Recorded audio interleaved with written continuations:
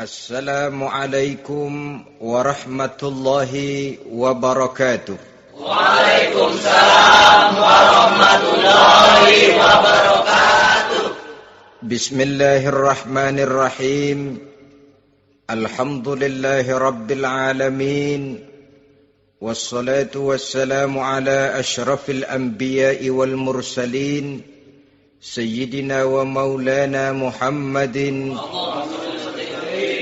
wa ala alihi wa ashabihil mujahidin at-tahirin. Amma ba'du, subhanaka la ilma lana illa ma 'allamtana innaka antal alimul hakim. La hawla wa la quwwata illa billahil aliyyil azim.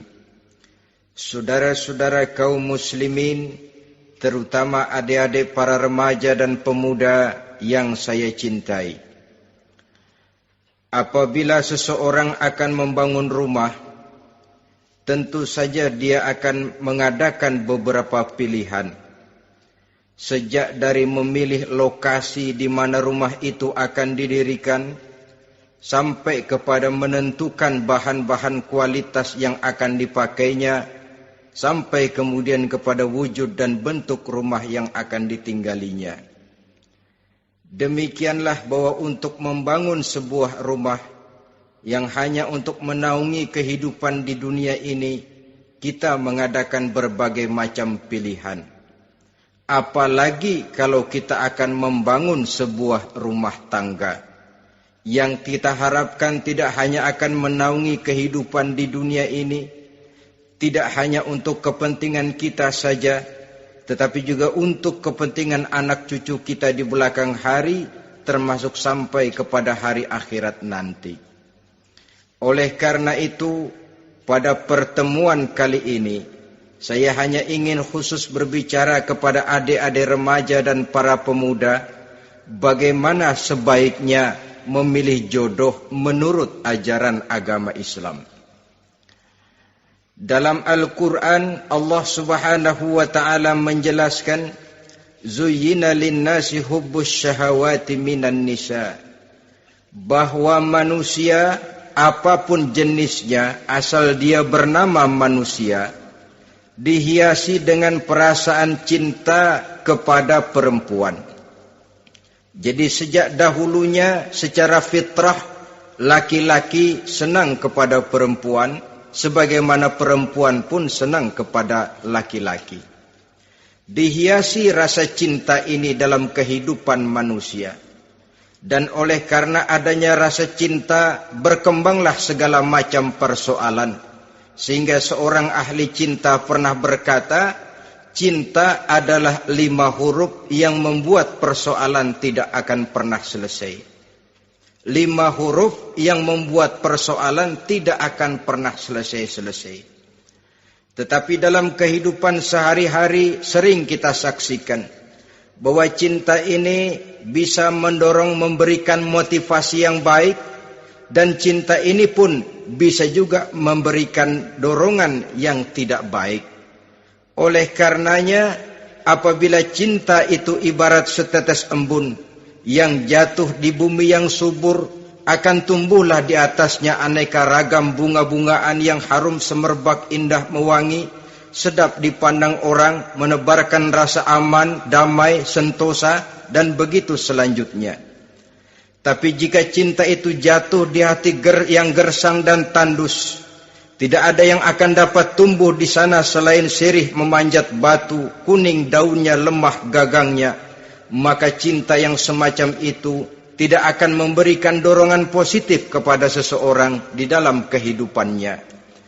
Maka lebih dahulu kita akan membicarakan cinta dalam artian yang positif ini, untuk nanti sampai kepada perempuan yang bagaimana yang harus kita cintai, atau laki-laki yang bagaimana yang harus dicintai oleh seorang perempuan. Saudara hadirin yang saya hormati, cinta dalam artian yang positif, pertama, dia selalu mendatangkan keindahan. Yang kedua, cinta itu memberikan energi atau semangat untuk berjuang. Dan yang ketiga, cinta itu selalu membawa resiko dalam bentuk pengorbanan. Maka cinta yang positif pertama melahirkan keindahan. Disinilah orang memerlukan filter atau saringan. Sebab keindahan yang didasarkan karena cinta itu merupakan satu keindahan yang relatif saja. Boleh jadi karena indah orang jadi cinta, boleh juga jadi karena cinta segala sesuatu terasa jadi indah. Namun bagaimanapun juga, kalau hati sudah diliputi oleh rasa cinta, segalanya akan terasa menjadi indah. Cinta itu adalah keindahan. Yang kedua, cinta itu energi, melahirkan dorongan dan semangat. Yang lemah bisa menjadi kuat, yang takut bisa menjadi berani, yang jauh jadi terasa dekat. Itu semua karena dorongan cinta. Dan dari energi ini lahirlah yang ketiga, bahwa cinta adalah pengorbanan. Sehingga orang berkata, berani bercinta artinya harus berani berkorban. Takut berkorban, jangan bercinta. Kalau cinta ini kita salurkan kepada nilai-nilai agama umpamanya, yang pertama, cinta mendatangkan keindahan. Kita cinta kepada agama, maka apapun yang diperintahkan oleh agama akan terasa menjadi indah. Solat akan terasa menjadi indah. Puasa terasa menjadi indah. Zakat terasa menjadi indah. Jihad pun akan terasa menjadi indah. Persis kalau kita cinta kepada seorang gadis. Jika kita cinta kepada seorang gadis, apanya saja akan kelihatan menjadi indah. Jalannya terasa indah, lenggang-lenggoknya terasa indah, suaranya merdu padahal cemprengnya bukan main. Seluruhnya akan mendatangkan keindahan karena dasarnya sudah cinta. Cinta membawa kepada keindahan. Yang kedua, cinta itu melahirkan energi. Orang yang cinta kepada agama akan lahir tenaga dan semangatnya melaksanakan ibadah, melaksanakan puasa, melaksanakan zakat, melaksanakan solat, melaksanakan haji, bahkan melaksanakan jihad sekalipun. Cinta selamanya menimbulkan energi dan semangat. Sama saja dengan kita apabila jatuh cinta kepada seorang gadis, walaupun rumahnya jauh, katanya, gunung pun akan kudaki, lautan pun kuseberangi. Untuk apa itu? Untuk menemui apa yang kita cintai. Cinta selamanya melahirkan energi. Capek tidak terasa, lelah tidak terasa, semuanya tertutup oleh keindahan yang bernama cinta. Lalu yang ketiga, cinta membawa pengorbanan. Apabila kita cinta kepada agama, maka pengorbanan terhadap apapun yang diminta oleh agama, baik itu pengorbanan waktu, tenaga, pikiran, harta, bahkan pengorbanan nyawa sekalipun, kita tidak akan berat melaksanakannya karena cinta kita kepada agama yang kita anut ini. Demikian juga cinta kita kepada seorang perempuan akan membuat kita rela berkorban. Apapun yang dia minta, jangankan kita tidak mampu, jangankan kita mampu, kita tidak mampu sekalipun, kita masih berusaha untuk mampu guna memenuhi tuntutan si buah hati belahan jantung. Kadang-kadang malam minggu si doi ngajak nonton. Umpamanya, duit tidak ada, gajian belum, kerja enggak. Timbullah inisiatif, entah sepatu kita jual ke tukang loa, entah celana mampir dulu ke tempat lain. Yang penting kita berkorban untuk memenuhi permintaan si buah hati belahan jantung. Ketika itu pengorbanan sudah tidak kita rasakan lagi. Bahkan pengorbanan yang paling pedih sekalipun, dalam gurau, dalam bercanda misalnya, dicubit kita oleh kekasih kita, pedih bukan main, terkelupas kulit, mengalir darah, bukan nangis, nyengir. malah kadang-kadang minta tambah dicubit lagi. Itulah romantikanya cinta, sanggup membuat orang berkorban, melahirkan energi dan semangat, menambah keindahan dalam kehidupan, sepanjang dia dalam artian yang positif. Kalau demikian masalahnya, di dunia yang penuh dengan perbenturan nilai sekarang ini, orang sering salah jalan bagaimana memilih jodoh untuk membangun rumah tangga yang bahagia. Jangan lupa bahwa membangun rumah tangga ini bukan hanya untuk 1-2 bulan, bukan hanya untuk 1-2 tahun, bahkan bukan cuma untuk kehidupan dunia, lebih daripada itu pun untuk menunjang kebahagiaan di akhirat.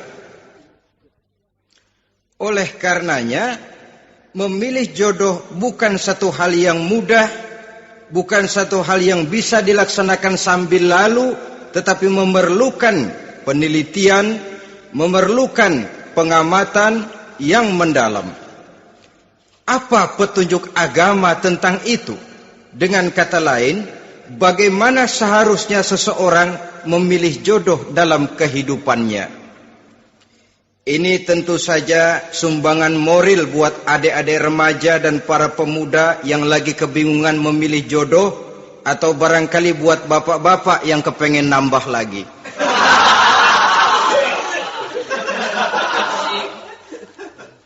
Mohon maaf kepada ibu-ibu, saya tidak menganjurkan, cuma ngajarin. Yang pertama, menurut Nabi, nikahilah perempuan itu karena rupanya, karena hartanya, karena keturunannya, dan karena agamanya. Ada 4 motif utama di sini. Pertama, memilih jodoh, lihatlah rupanya. Lagian siapa yang kepengen dapat jodoh rupanya nggak karu-karuan? Cari rupa yang cantik, indah, dan menawan. Namun jangan lupa, saya katakan di zaman di mana sering terjadi benturan nilai seperti sekarang ini, orang sulit untuk mendapatkan keaslian. Di mana teknologi sudah sedemikian canggih, di mana ilmu kedokteran sudah sedemikian maju, maka berbagai macam rupa bisa dibentuk dengan apa yang dinamakan operasi plastik misalnya. Yang pesek bisa dibikin mancung, kuping yang kelebaran bisa dibikin sedang, pipi yang kembung sebelah bisa dibikin rata, janggut yang tidak menarik bisa dibikin bak lebah bergantung katanya. Oleh karena itu, kalau pilihan hanya tertuju kepada rupa yang cantik saja semata-mata, kita sudah melakukan satu kesalahan yang sangat besar. Sebab apa? Diperingatkan oleh Nabi melalui hadis Ibnu Majah, Bazar dan Baihaqi dari Ibnu Umar. Janganlah kamu kawini seorang perempuan karena kecantikannya, sebab kecantikan boleh jadi akan mencelakakan. Jangan juga kamu kawini perempuan karena hartanya, sebab kekayaan biasanya akan mendatangkan kesombongan. Tetapi kawinilah karena agama dan akhlaknya, karena itulah yang akan membawa kepada kebahagiaan. Saudara-saudara kaum muslimin, terutama adik-adik remaja dan para pemuda, dikala usia puber, apalagi mata baru terbuka, awal balik namanya, remaja sering kehilangan filter. Pokoknya asal ngelihat rupa yang sudah lemot, denok, geboy, pikiran pun hanyut, malam terkenang, siang terbayang, tidur tak nyenyak, makan tak enak katanya, selalu terbayang wajah si doi. Dikala itu orang kehilangan pertimbangan bahwa rupa yang cantik kadang-kadang sering menipu. Diriwayatkan oleh Imam Ibnu Abbas, satu hari ketika sedang kumpul dengan para sahabat, lewatlah orang dengan potongan potongan orang kaya. Kelihatan kan, orang kaya sama orang miskin jalannya aja lain kan. Jalannya saja, jangan gaya hidupnya, jalannya saja lain. Lewat dia, Rasul bertanya kepada seorang sahabat, menurut pendapatmu bagaimana orang yang lewat itu? Kata sahabat, oh, yang lewat ini ya Rasul, kalau dia meminang perempuan pasti diterima. Kalau dia menolong orang pasti berhasil. Kalau dia ngomong pasti didengerin. Kenapa? Orang kaya. Orang kaya ya Rasul. Kalau dia minang, perempuan mana yang kagak bisa menerima kalau dipinang oleh orang kaya? Biar mukanya udah belipet kayak dompet tanggung bulan. Kalau memang duitnya banyak, nggak kelihatan tuh muka yang belipet, yang kelihatan duit. Kalau dia nolong orang, pasti berhasil apa yang dia tolong itu. Kalau dia ngomong, pasti didengerin orang, walaupun omongannya biasa-biasa saja. Kenapa? Orang lihat penampilannya. Sudah, ketika orang itu lewat, beberapa lama kemudian lewat lagi seseorang yang kelihatannya miskin. Rasul tanya lagi, kalau orang ini bagaimana pendapat kamu? Wah, potongan begini sih Rasul. Kalau dia minang, orang tolak. Siapa yang mau kawin sama kere begini? Kalau dia nolong orang, pasti nggak berhasil. Kalau dia ngomong, kagak bakalan ada yang mau dengerin. Siapa yang mau dengerin orang susah ngomong? Setelah orang itu lewat, apa kata Rasul? Orang yang terakhir, yang lewat ini, yang barusan lewat, jauh lebih baik dari yang pertama yang lewat tadi. Jauh lebih baik. Maksud dari ucapan ini, Rasul sebenarnya mendidik para sahabat jangan tertipu oleh penampilan. Sebab penampilan tidak selamanya mencerminkan keaslian. Apalagi di zaman sekarang, salon di mana-mana bejibun. Alis mata bisa dibikin, pipi bisa dicat, yang pinggir kuning, yang tengah merah, di sebelah merah ada yang kehitam-hitaman, persis orang kepentok tiang listrik.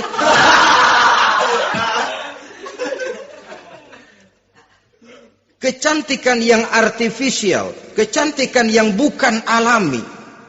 Karena itu silakan saja cari yang cantik, tapi jangan terpaku sampai di situ. Sebab kecantikan di samping dia mudah berubah oleh pergeseran masa dan pertukaran waktu, ternyata penampilan tidak selamanya mencerminkan keaslian. Lain hari seorang sahabat pernah mengadu, "Ya Rasul, ada apa? Inna imraati la turaddu yadul lamis." Ya Rasul, istri saya tidak pernah menolak tangan orang laki yang menjamahnya, mengajak salaman kepadanya. Apa jawab Rasul? Ceraiin aja. Tapi hati saya berat ya Rasul, saya cinta betul sama dia. Ya kalau hatimu berat, jaga dia baik-baik. Nah, dari riwayat ringkas ini kita ambil satu perbandingan. Memang punya istri berwajah cantik itu kadang-kadang si malakama kalau imannya tidak kuat. Si malakama, kita diemin aja, binal, makan hati, nggak aman, nggak tentram. Jangan-jangan saya berangkat ke kantor, dia ngompreng. Buah si malakama, seperti orang tadi, ya Rasul. Istri saya kelihatannya sebenarnya tidak negatif maksudnya ini, cuma bersalaman, tapi terlalu ngobrol. La turaddu yadul lamis, tidak pernah menolak orang yang ngajak salaman. Ya sekedar salaman. Tapi kan awalnya dari salaman. Kalau sudah salaman kan strum bisa ngederdet dari tangan situ. Kata Rasul sederhana saja, ya kalau memang begitu ceraiin. Saya nggak kuat Rasul, saya cinta betul sama dia. Kalau kau tak kuat berpisah dengan dia, jagalah dia baik-baik. Ajar, didik, tanamkan rasa keagamaan di dalam hatinya. Saudara-saudara kaum muslimin, jadi rupa yang cantik tanpa didasari oleh nilai-nilai agama akan membuat seorang suami di rumah tangganya seperti si malakama. Seperti berhadapan dengan buah si malakama kalau tidak diiringi dengan nilai-nilai moral yang luhur dan bekal agama yang tangguh. akan pergi jauh dari rumah rasanya tidak aman. Sedangkan di rumah saja siapa yang akan mencari nafkah? Dan begitu selanjutnya. Orang tadi jelas berhadapan dengan buah si malakama. Didiamkan, makan hati. Sebab, maaf, kalau seorang suami sudah tidak punya rasa cemburu terhadap istrinya, itu kan yang disebut dayus. Dan dayus itu, jangankan masuk surga, bau surga saja dia tidak dapat. Tapi cemburu dalam artian bukan cemburu buta, cemburu dalam artian yang wajar. Dia cemburu, akan dikerasi takut kalau istrinya minta cerai, sedangkan dia cintanya sudah kadung medok bener. Si malakama jadinya. Nah, ini juga satu riwayat yang memberikan gambaran kepada kita. Pilihan, silakan cari rupa yang cantik saja. Cari yang cantik. Tapi kalau itu dijadikan motif utama tanpa dasar-dasar agama, saya khawatir nanti rumah tangga kita akan berhadapan dengan buah si malakama. Jadi adik-adik remaja, usaha, ikhtiar, cari yang cantik, yang kira-kira nggak membosenin, supaya kita betah tinggal di rumah, supaya kita merasa ada tempat berbagi rasa, ada tempat kita bernaung. Sebab kalau nyari bini sebini-bininya mah, ya jodoh di tangan Tuhan, kagak usah nyari juga ntar datang diri umpamanya. Iya, kalau yang datang peot. Orang harus berusaha walaupun pada akhirnya jodoh toh memang ditentukan Allah. Kan 3 hal yang kita tidak bisa menentukan itu katanya. Maut, rezeki, jodoh. Itu yang masuk mysterious problem. Problem yang misterius. Maut, misterius. Kapan kita mati, kita sendiri tidak tahu. Tahun depan, 50 tahun lagi, 100 tahun lagi, tidak pernah seorang pun diberitahu. Tapi yang pasti dia bakal datang. Kapan dan di mananya, kita tidak tahu. Bisa di rumah, bisa di masjid, ya alhamdulillah. Bisa di majelis taklim, syukur. Bisa di medan perang membela agama, bagus. Pasti dia akan datang. Maut, mysterious problem. Sesuatu yang kita tidak tahu kapan datangnya. Rezeki, gitu juga. Sehingga orang sering bilang, rezeki katanya kayak bayangan. Kita uber-uber, dia lari. Kita diam, dia mah diam. Setengah mati kita uber-uber. Emang ukuran segitu? Segitu aja. Begitu kita nggak ngapa-ngapain, datang yang bawain rezeki. Namanya rezeki itu mysterious problem. Kadang-kadang ngobek, sungsang, sumbul, udah segala tanah orang kita ukur-ukurin. Udah segala ngomong sudah nggak ada yang loh, tuh sudah buta. Tapi memang bayangan, kalau belum rezeki ya belum. Kadang-kadang nyari kode sampai tidur di kuburan. Belepotan tanah kuburan loh. Yang aneh lagi kadang-kadang orang gila ditanyain. Allahu Akbar, ini kode-kode zaman sekarang ini. Sampai orang waras nanyain orang gila itu gimana itu? Ini sudah efek yang betul-betul negatif. Sudah jelas orang gila kok ditanya. Apa kira-kira yang nanya nggak lebih gila dari yang gila itu?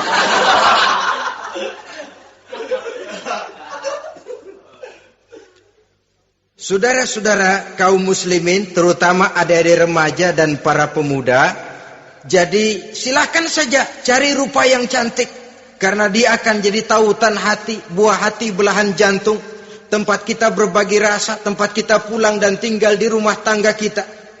Tapi hendaknya kecantikan rupa itu diiringi juga dengan kecantikan budi. Karena itu cari rupa yang cantik. Ini pilihan utama. Yang kedua, kata Nabi, harta, cari yang kaya. Tetapi jangan lupa, jangan dijadikan pilihan utama. Karena kekayaan sering mendatangkan kesombongan. Apalagi kalau seorang pemuda mendapat istri orang kaya. hidupnya dimodali oleh istrinya, maka biasanya wibawanya sebagai seorang suami akan hilang. Akhirnya komando di tangan istri. Dikala itulah suami tidak lebih daripada prajurit yang taat kepada komando istrinya. Padahal menurut konsep Quran, ar-rijalu qawwamuna 'alan nisa, laki-laki diciptakan sebagai pembimbing bagi perempuan. Kalau nanti suatu saat terjadi benturan, sedangkan modal diberikan oleh istri, terjadilah pengungkitan. Kata istrinya apa? Lu jangan bertingkah, lu kan kawin sama gue modal lu kolor doang.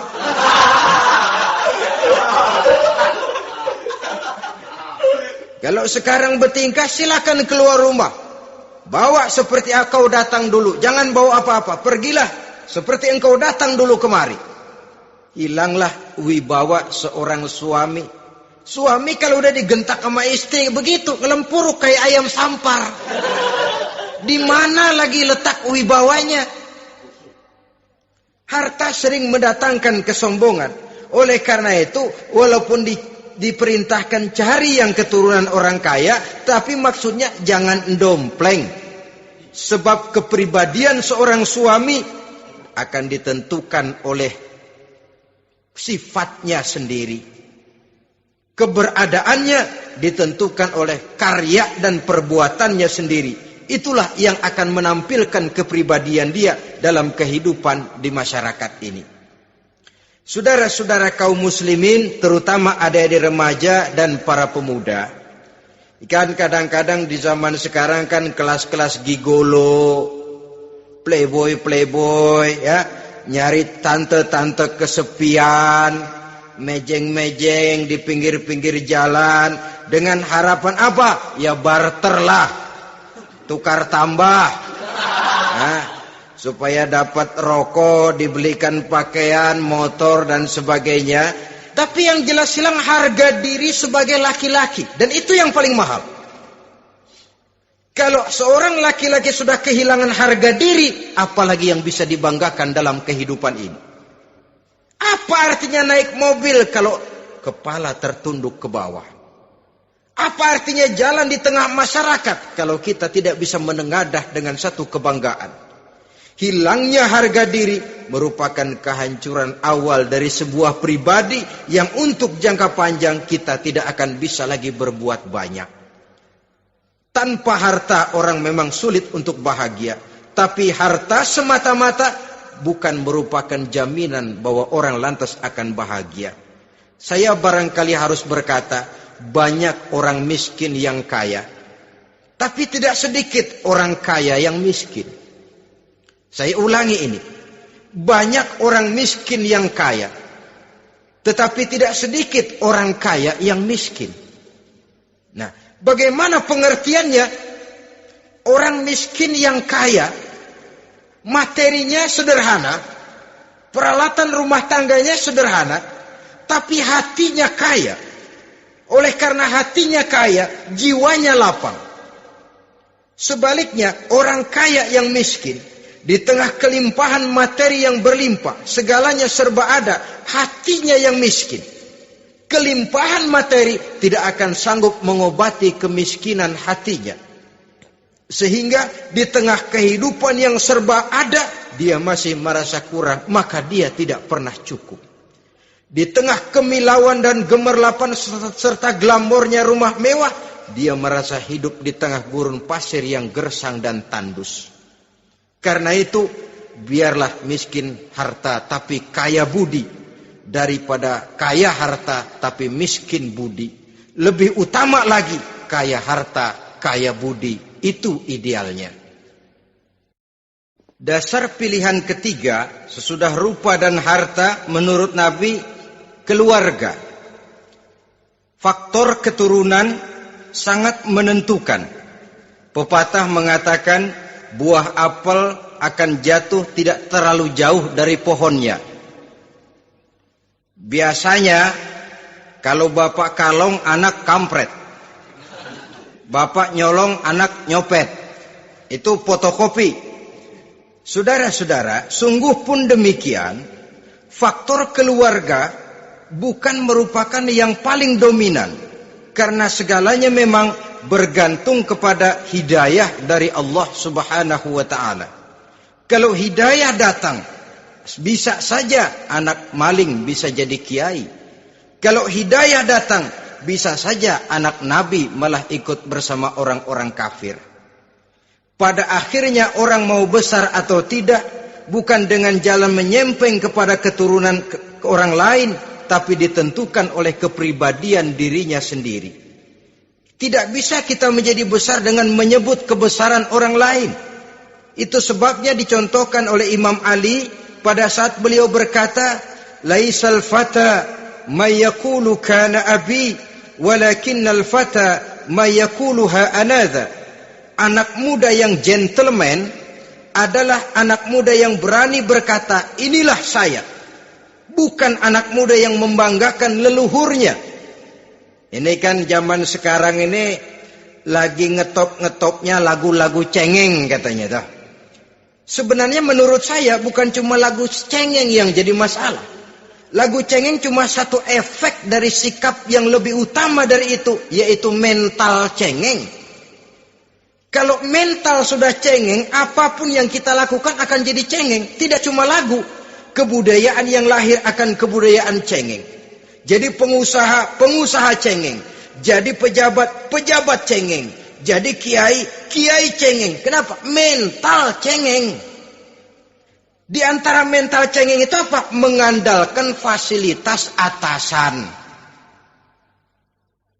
Kalau tidak ada fasilitas dari atas, lantas tidak bisa berbuat apa-apa.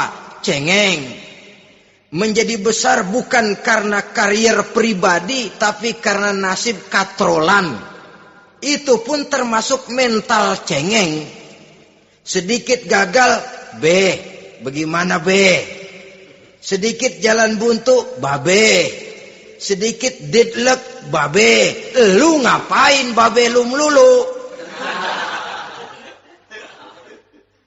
Saudara hadirin yang saya hormati, jadi lebih penting dari sekedar lagu-lagu cengeng, saya malah lebih suka bicara mental cengeng ini. Mental yang cepat putus asa. Mental yang tidak mau mengeluarkan usaha maksimal. Mental yang hanya mengandalkan fasilitas. Sedangkan pribadinya tidak lebih daripada pribadi sumuhun dawuh. Pribadi kulo nuwun. Pribadi kumaha juragan wae. Pribadi oke bos. Pribadi asal bapak senang. Bukankah itu semua merupakan cermin dari mental-mental yang cengeng, yang untuk jangka panjang tidak akan pernah menguntungkan daripada pembangunan bangsa dan negara yang kita cintai ini. Seseorang mau besar atau tidak, bukan dengan jalan menyempeng kepada kebesaran orang lain. Bahkan Syauqi dalam sebait syairnya yang lebih tegas mengatakan, wa syarrun nasi zu khumulin iza fakhartahum zakarul jaduda wa syarrun nasi wa khairun nasi zu syarafin qadimin aqama li nafsihi syarafan jadida. Generasi yang paling jelek adalah generasi pemalas. Kalau kelihatan orang lain lebih hebat dari dia, disebut-sebutnya kebesaran nenek moyangnya. Dia sendiri nggak punya prestasi apa-apa. Kerjanya cuma ngandeli babe. Kerjanya cuma menggelayuti fasilitas orang tuanya. Tanpa itu dia tidak akan punya nilai dan harga sama sekali. Ini generasi paling jelek. Kalau orang lain kelihatan lebih hebat, dia sebut nenek moyangnya. Lo si belum apa-apa lo, baru kopral lo. Engkong gua no, komandan Hansip. Engkongnya. Engkongnya yang disebutin. Dia sendiri tidak punya prestasi apa-apa. Jadi silahkan saja cari gadis dari keturunan keluarga yang baik-baik. Tapi jangan jadikan tendensi utama, jangan dengan niat untuk menyempeng kepada kebesarannya. Tapi paling tidak dengan niat agar mudah-mudahan dari benih yang baik ini akan lahir keturunan-keturunan yang baik pada akhirnya nanti. Itu yang kita harapkan. Bukan lalu dengan pertimbangan, mertua gue bos nih, kali aja begitu gue kawin dia mampus. Ini semua warisan kan jatuh kemari semua. Kalau itu niatnya sudah jelas salah. Kita mencari perempuan dengan keturunan-keturunan yang baik dengan berharap agar anak-anak kita nanti yang akan merupakan benih cucunya akan melahirkan kebaikan-kebaikan seperti leluhurnya dulu. Saudara, pilihan yang keempat kata Nabi, agama. Ini yang paling inti. Kenapa? Agama itu motivasinya moral. Di sini segalanya ditentukan. Rupa yang baik, harta yang banyak, keluarga yang luhur. Kalau sudah dilandasi oleh agama yang rapuh, bahkan tidak beragama sama sekali, ketiga hal di atas tadi hanya akan mendatangkan malapetaka. Sekarang kan kita tertipu oleh penampilan. Padahal penampilan belum tentu kenyataan. Di jalan-jalan kita akan lebih terpesona melihat gadis pakai miniskirt di atas lutut ketimbang kita melihat gadis-gadis yang pakai jilbab. Kalau sudah pakai jilbab keliwat, yang usil banyak banget, bau sorga nih. Bau sorga katanya. Tapi kalau sudah yang pakai miniskirt itu yang lewat, itu dari ujung ke ujung mata kagak mau kedip. Laler nemplok di mata kagak dirasain. Kita terpesona oleh penampilan zahir, padahal penampilan belum tentu memantulkan hal yang sebenarnya. Tapi memang itulah watak manusia. Watak manusia, saya katakan manusia tanpa kecuali. Tetapi bergantung kepada pemikiran jangka pendek atau jangka panjang. Kalau jangka panjang yang kita pikirkan, ya tentu kita tidak akan mudah terpesona oleh hal yang zahir. Sampai-sampai Quran sendiri mengatakan budak yang hitam legam tapi beriman itu lebih baik daripada orang-orang musyrik walaupun cantik, denok, lemot, geboy. Ada lagi nggak bahasa yang lebih dari itu? Cantik, denok, lemot, geboy, bahenol, nerkom. Tapi kafir masih lebih baik budak yang hitam legam sekalipun. Kalau dia beriman. Kenapa? Rumah tangga untuk jangka panjang. Sebab itu Islam tidak membolehkan kawin campuran dengan lain agama. Walaupun ada ayat yang mengatakan boleh kawin dengan ahlul kitab. Tapi sebagian mufassir menjelaskan bolehnya kawin dengan ahlul kitab itu dalam kondisi darurat. Dalam kondisi normal tidak bisa. Kenapa? Kalau sudah berlainan agama, akan terjadi kerancuan rumah tangga untuk jangka panjang. Bagaimana membina dalam keharmonisan di rumah tangga? Bagaimana nasib anak-anak nanti? Kadang-kadang ada keluarga, kami sih keluarga modern. Anak-anak kami berikan kebebasan untuk milih agama apa saja. Bapaknya Islam, istrinya Kristen, anaknya ada yang Hindu, Buddha. Bagus nih, keluarga pecel namanya.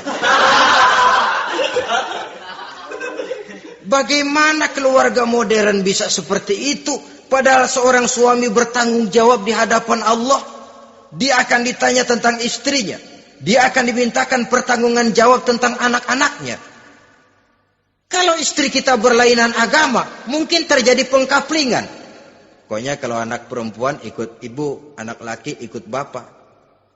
Administrasi dunia bisa begitu. Tapi akhirat, pertanggungan jawab di hadapan Allah. Bisakah kita? Sorry aja Tuhan emang janjinya begini. Saudara hadirin yang saya hormati, oleh karena itu budak legam hitam kalau beriman masih lebih baik daripada orang-orang yang tidak beriman walaupun cantik dan mempesona. Kenapa? Ini faktor agama.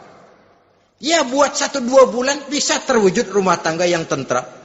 2-3 tahun mungkin masih bisa bertahan, tapi sampai kapan? Sampai kapan itu akan terwujud? Pada akhirnya akan muncullah dilema yang akan sulit buat diatasi. Oleh karenanya, motif agama dijadikan stres oleh Nabi. Fasfar bizatiddin taribat yadak. Pilih agama sebagai titik sentral, sebagai pilihan utama. Kalau agamanya kuat, walaupun rupanya sederhana, tapi karena nilai agamanya kuat, dia bisa menyenangkan hati suaminya. Dia bersolek untuk kepentingan suaminya. Dia taat kepada suaminya. Harta, dia anak orang kaya untuk membantu perjuangan suaminya. Tapi kalau tidak ada modal agama, rupa yang cantik bisa menyengsarakan suami. Apalagi kalau suami kere.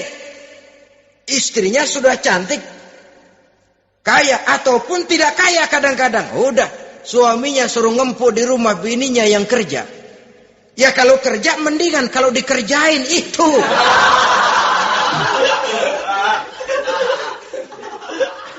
Itu yang repot. Saudara hadirin yang saya hormati, dan ini bukan 1-2 kasus. Alangkah malangnya kalau sudah terkena hal seperti itu. Akhirnya seperti pengaduan sahabat kepada Rasul tadi. Mau diceraiin, cinta saya udah medok benar Rasul. Enggak diceraiin, hati saya ngebet, pegel. Si malakama akhirnya. Jadi oleh karenanya agama. Kalau dia cantik, walaupun miskin, agamanya kuat, dia bisa memelihara kehormatan diri. Dia kaya, agamanya kuat, hartanya disalurkan di jalan Allah. Karena itu, agama jadikan pilihan utama. Dan ukuran agama itu bukan cuma jilbab loh. Ya kadang-kadang ada juga yang jilbabnya nggak pernah lepas, tapi kadang-kadang akhlaknya lebih binal dari yang kribo. Ada cuma sekedar kamuflase saja, itu pun penampilan. Sekedar penampilan saja. Cuma dari segi aurat ya memang lebih baik dan lebih utama. Dan saya kira lebih mengundang penasaran toh. Duren kalau udah dibuka kan kelihatan isinya. Emang udah begitu. Udah. Tapi kalau masih rapat, itu yang rasanya kita pengen buka. Timbul tantangan. Gue pengen tahu isinya. Rasanya juga begitu. Sama saja dengan baju. Kalau dibungkus rapat di plastik, ditaruh di etalase, adanya di toko serba ada. Tahu kita barang mahal nih. Biar punya duit, kita mau nawar ragu-ragu, takut nggak cukup. Tapi kalau barang sudah dibuka di jalanan, diobral di pinggir jalan, murahan, 1.003 masih dicampur odol. Yang begitu sih biar nggak punya duit, kita berani banget tanya, nawar, megang lagi nyemek. Berduit nih bang. Kenapa? Barang sudah terbuka. Jadi saudara-saudara, syukur kalau keempat-empatnya ini jodoh terkumpul dalam jodoh yang saudara cari. Sudah rupanya cantik, kaya, keturunan orang baik-baik, agamanya kuat. Nah, surga dunia tuh. Yang begitu cari. Kalau ada yang begitu, saya juga mau nambahin satu lagi.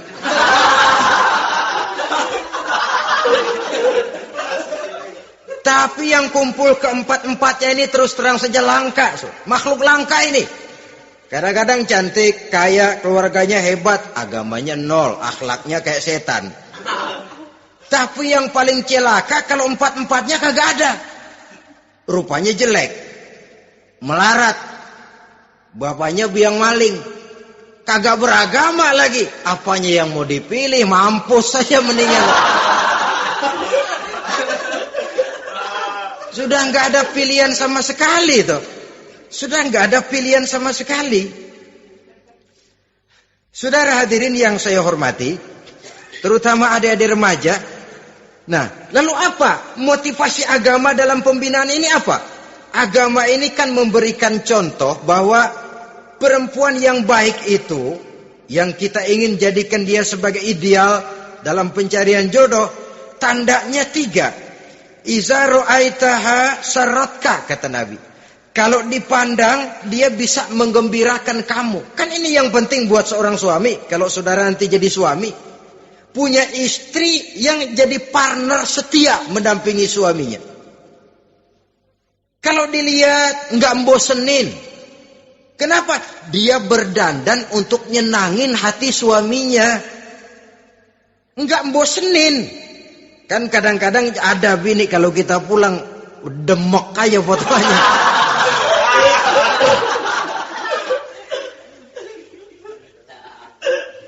Ini yang bikin suami enggak betah di rumah ini kan yang begini. Adapun perempuan yang beragama, apabila dipandang oleh suaminya, dia pandai menyenangkan hati suaminya. Andai kata suaminya dalam kesulitan, dia tidak menambah beban kesulitan.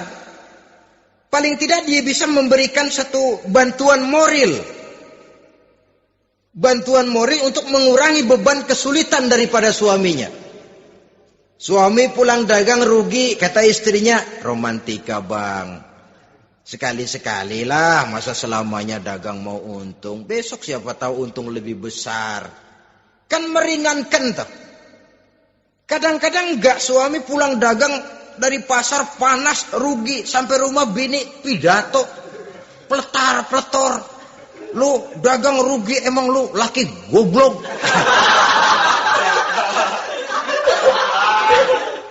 Sudahlah di pasar rugi, di rumah digoblok-goblokin. Ini nanti kena penyakit broken home yang begini ini. Padahal kesuksesan di kantor, kesuksesan di pasar, kesuksesan di medan tugas selalu dimulai dari kesuksesan dan ketenangan dari rumah tangga.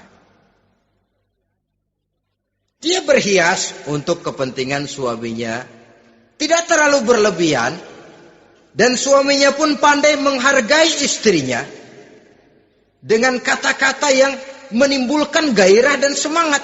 Melihat istrinya bersorak, kamu makin cantik saja. Jangan juga kadang-kadang suami ketus. Ngelihat pulang kantor, lihat suaminya, istrinya dandan rapi. Tumben lu mau bekasin apa? Mau bekasin katanya. Artinya apa ini? Pandai mengembirakan, bisa tenggang rasa, bisa berbagi rasa. Sehingga suami merasa ada tempat dia bertukar pikiran. Ada tempat dia membicarakan persoalan. Dialog dalam kehidupan berumah tangga itu sangat diperlukan. Iza ra'aitaha sarratka, kalau dipandang dia sanggup mengembirakan kamu. Dikasih uang 500 senyum, 5.000 pun ketawa. Menggembirakan.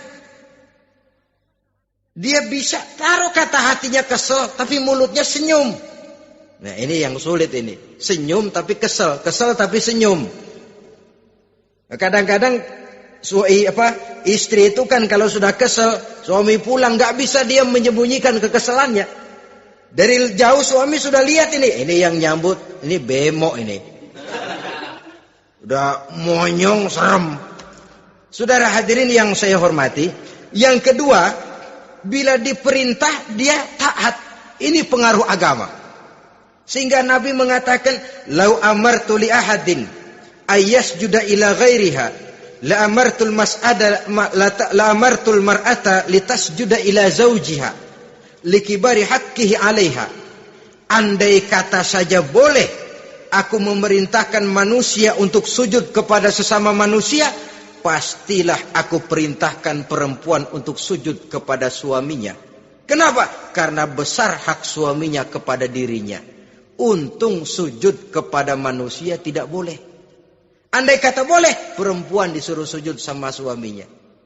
Ini tidak perlu sampai sujud, cium tangan saja minta ridho suami. Kadang-kadang perempuan sekarang berat. Paling banter setahun sekali lebaran doang. Laki pulang sembahyang tubruk, cium tangan, minta redo, nangis segala macam.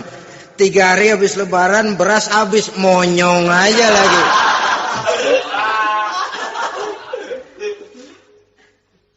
Saudara hadirin yang saya hormati,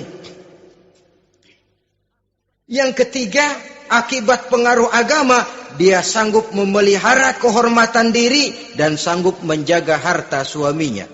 Memelihara kehormatan diri baik pada saat suaminya di rumah atau pada saat suaminya tidak ada di rumah. Satu riwayat, seorang sahabat akan pergi perang jihad di fi sabilillah. Ketika mau berangkat dia bilang kepada istrinya, saya mau berangkat perang.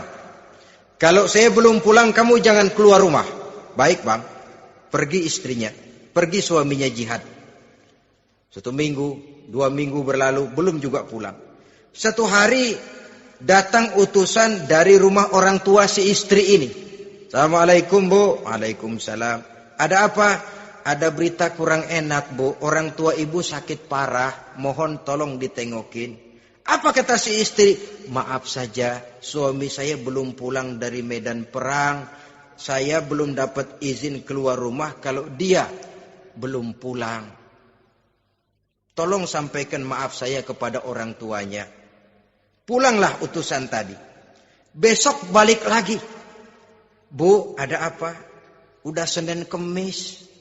Napasnya sudah sampai tenggorokan. Tolong tengokin buat terakhir kalinya bu. Suami saya belum pulang. Dia pesan kalau dia belum pulang saya jangan keluar rumah. Saya nggak bisa tengokin orang tua saya. Salam maaf saja. Pulang utusan itu. Besok balik lagi. Bagaimana? Sudah meninggal bu. Mau dikubur. Tengokinlah buat terakhir kalinya. Suami saya belum pulang. Saya belum berani keluar rumah kalau suami saya belum pulang. Itu janji saya sama suami saya. Pulanglah utusan ini ngadu kepada Rasulullah sallallahu alaihi wasallam. Ya Rasul, ini perempuan kelewatan benar. Dari orang tuanya sakit sampai sekarat, sampai mati, sampai dikuburin dia nggak nengokin. Memangnya kenapa? Suaminya katanya pergi jihad. Dan suaminya tidak mengizinkan dia keluar rumah. Kalau si suami belum pulang. Apa jawab Rasul? Marahkah beliau? Tidak, beliau senyum. Apa katanya? Dosa orang tua yang meninggal ini telah diampuni oleh Allah karena dia punya anak perempuan yang begitu taat kepada suaminya. Allahu Akbar.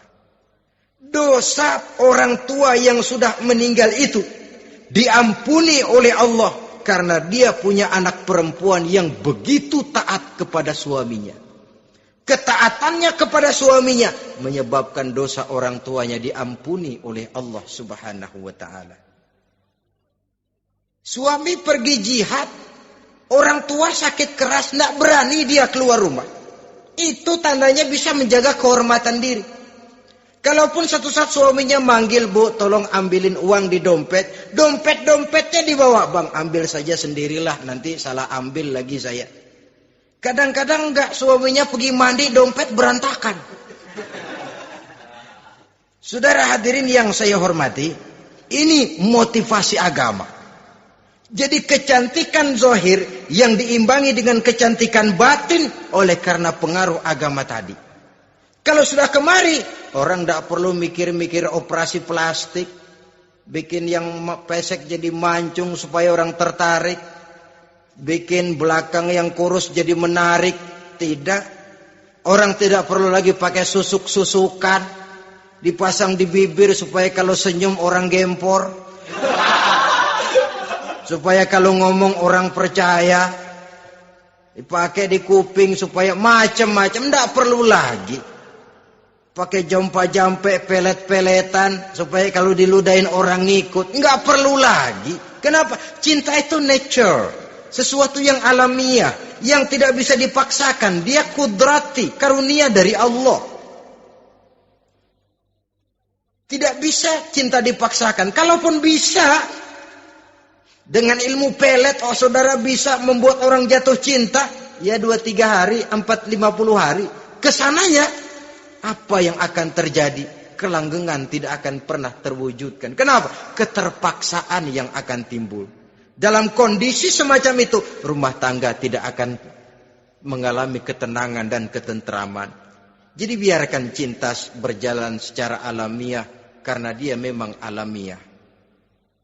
Saudara-saudara, nah sekarang kalau sudah ketemu nih, yang 4 tadi, rupa cantik, keturunan boleh, kaya lumayan, agama kuat. Apa yang harus kita cari? Apa yang harus kita lakukan? Apa pakai pepatah anak sekarang? Aku lihat, aku pikat, aku dapat, aku sikat, aku minggat. Bangsat.